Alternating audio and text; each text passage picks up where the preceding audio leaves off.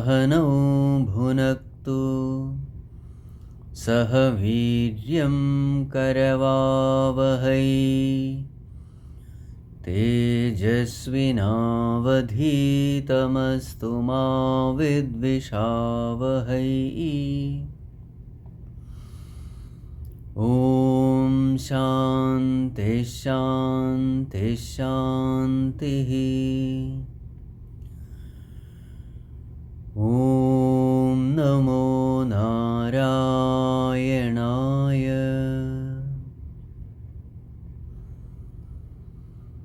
ॐ नमो नारायणाय।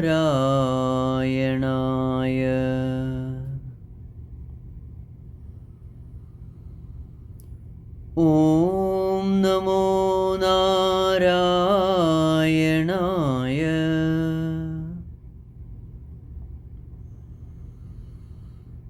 ॐ नमो नारायणाय।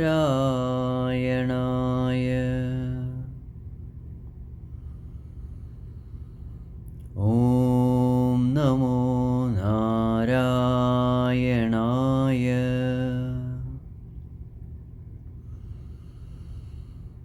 ॐ नमो नारायणाय।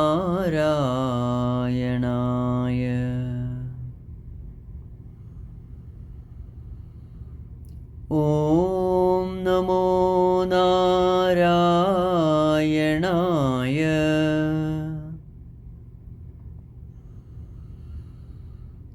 ॐ नमो नारायणाय।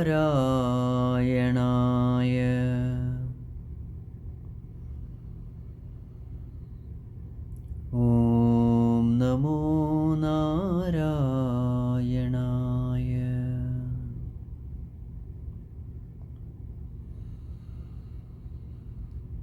ॐ यं ब्रह्मा वरुणेन्द्ररुद्रमरुतः स्तुन्वन्ति दिव्यैस्तवैः वेदैः साङ्गपदक्रमोपनिषदैः गायन्ति यं सामगाः ध्यानावस्थिततद्गतेन मनसा पश्यन्ति यं योगिनः यस्यान्तं न विदुःसुरासुरगणाः देवाय तस्मै नमः। देवाय तस्मै नमः।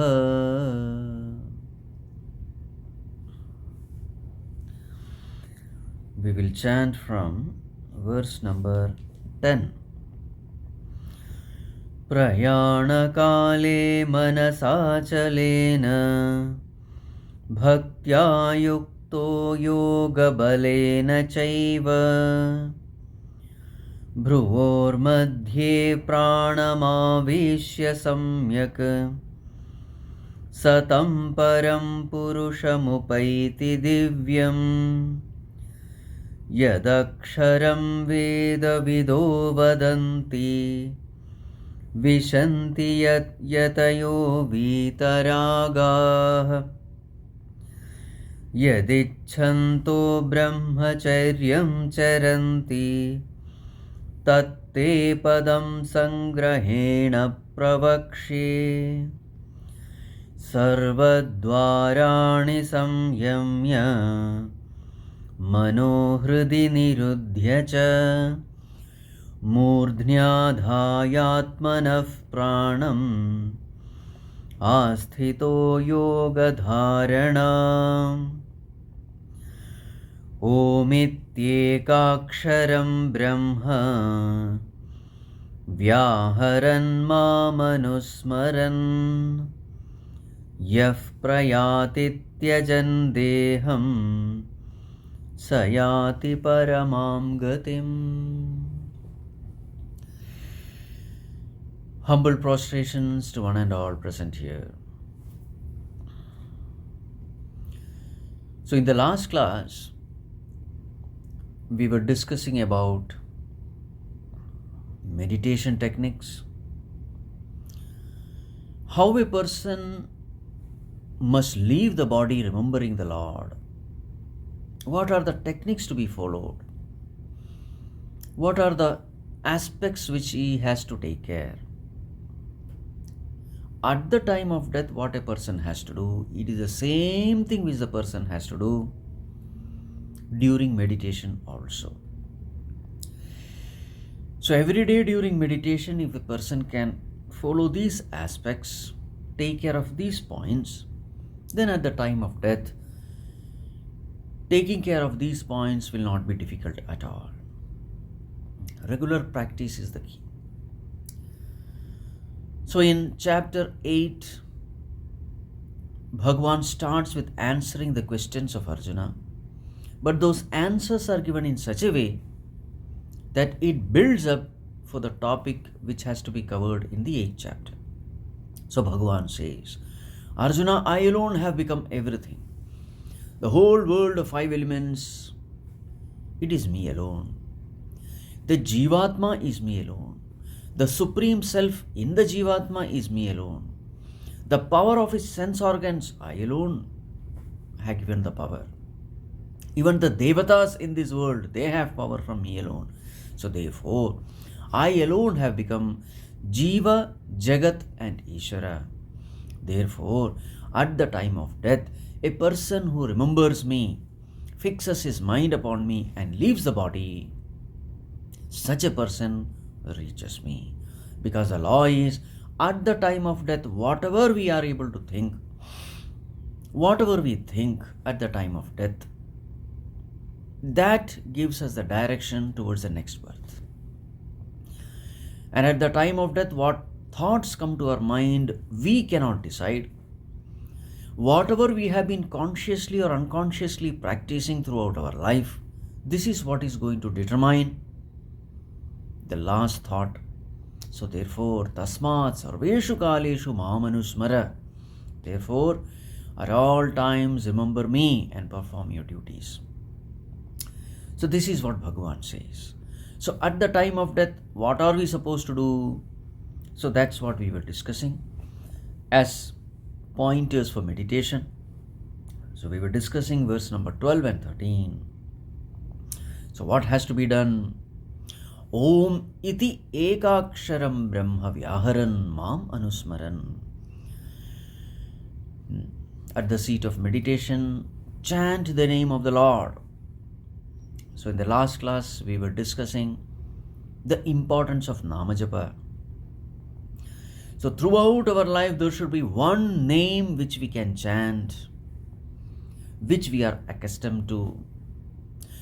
A name which is there in my joys and sorrows, in my ups and downs. A name with which I have developed a relationship. A name which comes out automatically in all moments of my trouble, my worries, my tensions, tragedies. There should be one name of the Lord which I am connected to. Even in dream, this name should come. And when I chant this name, whatever I have studied from the scriptures, all those ideas should occupy my mind. And when I chant this name, my heart should be filled with love and devotion for God, trust and faith in God. So there should be one name which I can use as an alambanam, as a support. There should be one name which I can use as a pointer to shift my attention to that Supreme Lord. So this name I must cultivate. Constant japa will help me develop this relationship with this name. Now here one more point we have to keep in mind. Mind has this two mode of functioning. There are two modes of functioning. One is called the mechanical mode, the other is called the conscious mode. Mind can do things mechanically, mind can do things consciously. So there are two modes for mind. So when we are doing japa, many times people say this, Bhagavan, Swamiji, I do japa, but what happens is I am not getting the joy which they promise. They say that when we do japa, the mind becomes quiet, etc. But this joy I don't experience even though I do japa. So many times what happens is, when we are doing japa, it is a mechanical mind which is doing japa, not the conscious mind. So we have to ensure that when we are doing japa, it is the conscious mind which is doing and not the mechanical mind. So what happens when japa is done by the mechanical mind? When japa is done by the mechanical mind, the conscious mind is worrying about all the problems of life. Now the state of the mind will depend not upon what the mechanical mind does. The state of our mind depends on what the conscious mind does. So if the conscious mind is worrying and tensed, so even though mechanical mind is doing the japa, externally you are doing all the japa, but at the mind level there is disturbance because the conscious mind is thinking about problems and tragedies.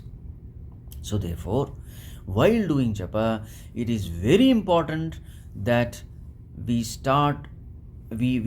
pay attention to japa. When we are consciously paying attention to what we are chanting, that is called as japa with a conscious mind. When the mind is wandering while doing the japa, then that is called as japa with a mechanical mind. So we have to pay attention to this aspect. We are not doing japa with a mechanical mind, we are doing japa with a conscious mind. Anything which is done by the conscious mind alone will be fruitful. So all our sadhanas must be done not by the mechanical mind but by the conscious mind. So this aspect has to be taken into consideration.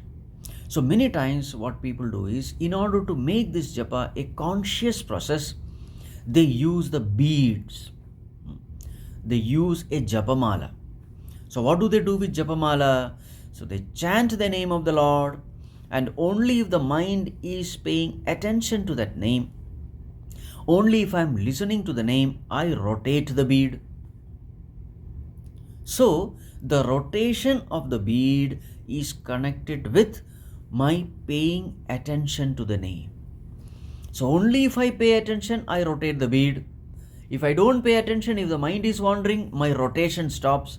When the rotation stops, there's a gross activity, and any gross activity can be detected. Many times what happens is, mental wandering we are not able to detect. So we wander and wander and wander, and suddenly we come to know, I am sitting here for meditation. What am I doing? So in order to be consciously aware of a wandering mind, we use this japamala. So in the beginning, japamala is a great help in concentrating the mind, in making the mind conscious of japa. So chant the name. If you are paying attention, rotate the bead. Again chant the name. If you are paying attention, rotate the bead. And slowly over time, somewhere the mind goes astray. It starts wandering. And the moment the mind wanders, the rotation stops. And the moment the rotation stops, you come to know that yes, mind is wandering. And then you bring back the mind. And again, you start japa with a conscious mind. So this is the purpose. Right. So now, what we have to do at the seat of meditation, we have to make the japa a conscious japa. My entire personality must be involved in meditation. The speech is doing the japa. And then what am I doing with the mind? Mano hridi niruddhyacha. Mind is fixed upon the heart, meaning the heart is entertaining all noble virtues, noble emotions like devotion for God, etc. And what are the sense organs doing? Sarvadvarani sanyamya. All the sense organs are quiet, withdrawn from their respective sense objects. And what is the intellect doing? Murdhni adhaya atmanah pranam. So the intellect is thinking about the nature of the reality, the nature of pure consciousness. So the attention is shifted to pure consciousness. That is the very essence in me. That is the very Lord in me. In fact, that consciousness is the very support of the whole world. Intellect is thinking about that. Mind is loving it. Heart is entertaining with all kinds of noble emotion, thinking about the Supreme Lord. So such a state is called Astitaha Yoga Dharanam. So such a state is called Yoga Dharana. Such a state is called being in yoga. So then, chanting the name of the Lord, Om iti ekaksharam brahma vyaharan mam anusmaran, fixing the mind upon the Lord. Yaha prayati tyajan deham, a person who leaves the body in this way, such a person reaches me. Now a question may come, oh Lord, it is so difficult. Mind fixing upon the heart, intellect fixing upon the Supreme Reality, the speech chanting the name of the Lord, constantly remembering you, the sense organs withdrawn. So this appears as though it is very, very difficult. So then Bhagavan says, no, it is not difficult, it is easy, provided you do this. What has to be done? Verse number 14. Ananyacheta satatam yo mam smarati nityashaha tasyaham sulabhav partha nityayuktasya yoginah ananyacheta satatam yo mam smarati nityashah tasyaham sulabhav partha nityayuktasya yoginah. Tasya aham sulabhah partha. To such a person I am very easy to gain. It is not difficult at all. Who is he? Nityayuktasya yoginah. A person who is ever steadfast. Nityayukta. Ever engaged. For a yogi who is ever engaged in me, who is ever steadfast in me, for such a person I am very easily obtainable. O Bhagavan, what do you mean by the term Nitya Yogi? Nitya Yukta? What do you mean by the term Nitya Yukta? Ever steadfast? Ever integrated? What exactly do you mean? So that definition is given in the first line. So such a person who Ananya Chetaha Mam Smarati. Ananya Chetaha. Cheta, mind, ananya, in no other. Meaning, with a single pointed mind, mam smarati, the one who remembers me. With a single pointed mind, unwavering mind, the one who remembers me.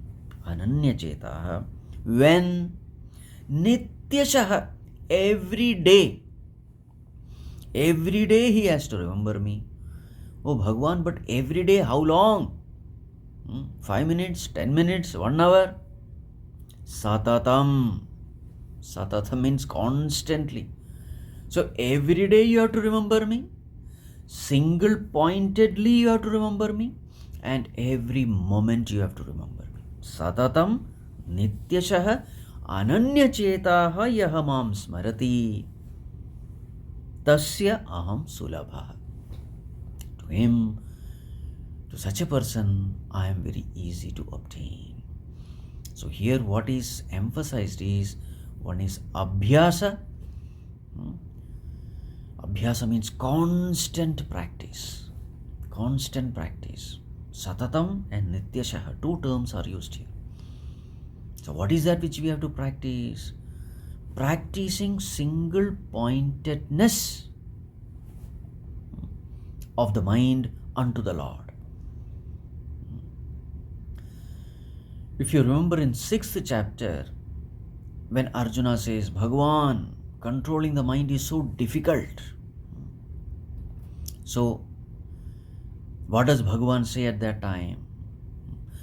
Asamshayam mahabaho manodurnigraham charam manodurnigraham chalam abhyasena tu kaunteya vairagyena cha grihyate. So there, Bhagavan says, Arjuna, conquering the mind is very difficult, but if you do these two things, Abhyasa and Vairagya. Abhyasena tu kaunteya vairagyena cha grihyate. Definitely you can conquer the mind if you do Abhyasa and Vairagya. So, there the two terms used are Abhyasa and Vairagya. And here what are the terms used? So, Satatam and Nityasha, actually it is nothing but Abhyasa. Practice, constant practice. So there the term used is Vairagya, here the term used is Ananya Cheta. So actually these two mean the same thing. In order to fix the mind single pointedly upon the Lord, what is a necessary condition? Vairagya is a necessary condition. Vairagya means dispassion. Unless we are able to withdraw the mind from everything, every being, every situation, unless we are able to withdraw the mind from everything, we cannot fix the mind upon the Lord single pointedly. What is that which prevents our mind from fixing upon the Lord single pointedly? What is that which prevents? It is our own likes and dislikes towards the world of things, beings, and situations. So therefore, there the term used is Vairagya in the 6th chapter. Here, the term used is Ananya Cheta. Abhyasa is the same in both the places. So, Ananya Cheta is the term used. So now, what does Ananya Cheta mean? Single pointedness of mind fixed upon the Lord. So in life, the highest priority has to be given to God alone. When we don't give highest priority to God, then the mind wanders in the world, develops likes and dislikes for things, beings, and situation, and these likes and dislikes prevent us from fixing the mind upon the Lord. Right? This itself is called Vairagya. So for a person who has developed intense Vairagya, for such a person, fixing the mind upon the Lord is not difficult. It is easy. This way we have to understand. Ananya Cheta, Satatam, Satatasmaranam, Nityasha Smaranam. So in the beginning, don't think that in the beginning itself we can do this. No, it's not possible. So Bhagavan Ramana Maharshi uses the term Sarala Chintanam and Virala Chintanam. So in the beginning, maybe in 1 hour of meditation, hardly maybe 1 minute the mind is in the Lord. But slowly with practice, what happens is slowly the mind get a glimpse of the joy due to abidance in the Lord, due to remembrance in the Lord. But slowly with practice, what happens is that 1 minute becomes 2 minutes, 2 minutes become 5 minutes, and slowly the quality of the meditation increases. Virala Chintana means the mind which wanders now and then during meditation. Virala means broken, interrupted meditation is called Virala Chintana. Sarala Chintana means uninterrupted meditation. So, in the beginning, it is always Virala Chintanam, it is never Sarala Chintanam. But over a period of time, with regular practice, slowly this interrupted meditation becomes uninterrupted, deep, single-pointed meditation. It comes over a period of time, it comes with constant practice, like any other field in this world. Suppose you have to run marathon, say 41 kilometers I have to run. It cannot be run in first day. First day hardly we are able to run 1 minute or 2 minutes. And slowly it increases. Slowly the body develops stamina. Slowly the body becomes used to running constantly. So it takes time. The muscles have to slowly adjust to the new challenge. So every day when you run, giving proper rest to the body also, every day when you run with proper guidance, and slowly a time comes when this person who could run only for 1 minute or 2 minutes, this person is now able to run for hours together and is able to run long distances. So that is at the body level. So in the same way, there is something at the mind level also. In the beginning, you meditate for some time, you get tired. You meditate for some time, then the mind starts wandering. That is all because the mind doesn't have the stamina to meditate constantly. There is something called inner stamina. There is something called mental stamina. And that stamina comes only with regular practice. So that is what Bhagavan is saying. Satatam, do it. Nityasha, do it. Every day you do it. And try as much as possible to do it now and then throughout the day. A time will come when this will become Satatam and Nityasha. It becomes regular. In fact, a time comes. This is one question which people ask. I have lot of responsibilities and duties. How can I do it throughout the day? No. What happens is, one part of the mind you are busy with the world, doing your duties. Another part of the mind is constantly thinking about the Lord. Right? At the back of the mind, there is always a smaranam. Just like when we are using gold ornaments, no doubt we are putting ornaments according to the place of the body. But at the back of the mind, I am very well aware that these ornaments are made of gold. In the same way, when we are dealing with things, beings and situations, at the back of the mind, constantly this smaranam remains that all this are none other than Bhagavan alone. So that itself is a kind of japa. Constantly remembering that I am dealing moment to moment. I am dealing with the world and this world is nothing but God. This remembrance itself is japa actually. So for such a person who has fixed his mind upon the Lord, even while doing the daily duties and responsibilities, for such a person, remembrance of God at the time of death is sulabha. Tasyaham sulabha partha nityayuktasya yoginah. So what is being highlighted here? Number one, constant practice. Number two, always giving the highest priority to God. So we must say, I am a devotee who has become a husband. I am a devotee who has become a wife. I am a devotee who is now a father. I am a devotee who is now a mother. So the first relationship, the primary relationship, is that relationship with God. So I am a devotee who is this. So if we can make our primary relation with God, if we can give the highest priority to God, then everything will be fine. Then for such a person, remembering God becomes easy. At the time of death also, leaving the body, remembering the Lord is very easy. More of it we will see in the next class.